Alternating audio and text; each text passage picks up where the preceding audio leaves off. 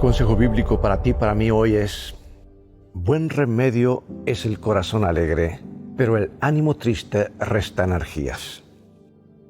Uno de los operarios de una gran fábrica metalúrgica, debido a una seria enfermedad de su esposa, ya había gastado todos sus ahorros y se había endeudado en varios sueldos. Sus acreedores no solo no le fiaban más, sino que lo habían amenazado con embargarle sus bienes personales.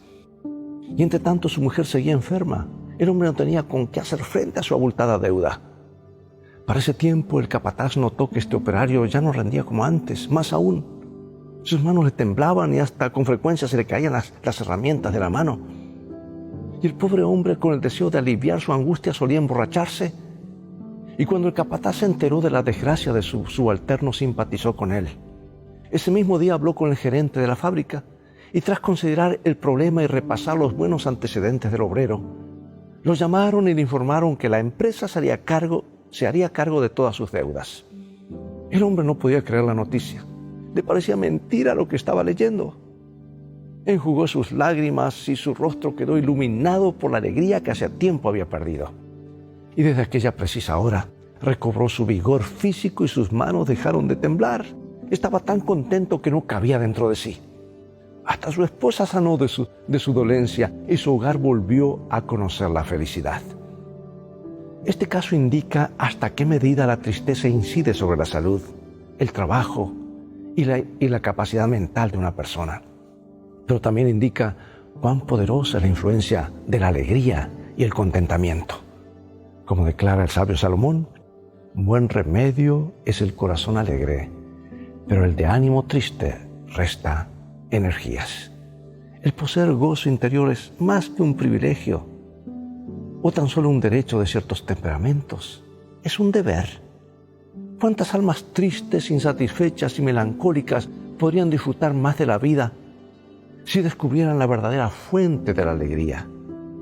Pero no es tarea fácil cambiar el genio o mejorar el ánimo de una persona. Sin embargo, cuando echamos mano de la fe en Dios y recordamos los muchos motivos que tenemos para vivir gozosos, resulta que la aflicción desaparece y una nota de contentamiento comienza a vibrar en el alma. El mismo cristianismo que comenzó con un canto de gozo que anunciaba la llegada del Salvador, allá en Belén, ¿te acuerdas? Dice la Biblia. Ese mismo canto sigue brindando esta misma virtud a quien dependa confiadamente de Dios. Cuando el Espíritu Divino rige la vida, el gozo aparece de inmediato.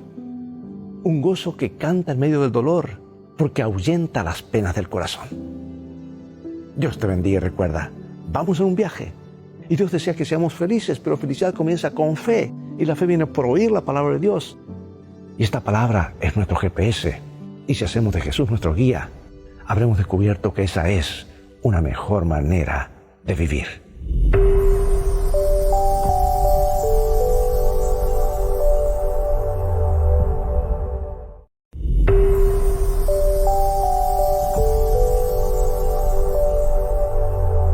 El consejo bíblico para ti, para mí hoy es: buen remedio es el corazón alegre, pero el ánimo triste resta energías.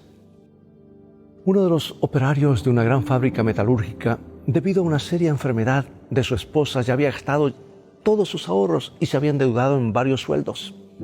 Sus acreedores no solo no le fiaban más, sino que lo habían amenazado con embargarle sus bienes personales. Y entre tanto su mujer seguía enferma. El hombre no tenía con qué hacer frente a su abultada deuda. Para ese tiempo el capataz notó que este operario ya no rendía como antes, más aún. Sus manos le temblaban y hasta con frecuencia se le caían las herramientas de la mano. Y el pobre hombre, con el deseo de aliviar su angustia, solía emborracharse. Y cuando el capataz se enteró de la desgracia de su subalterno, simpatizó con él.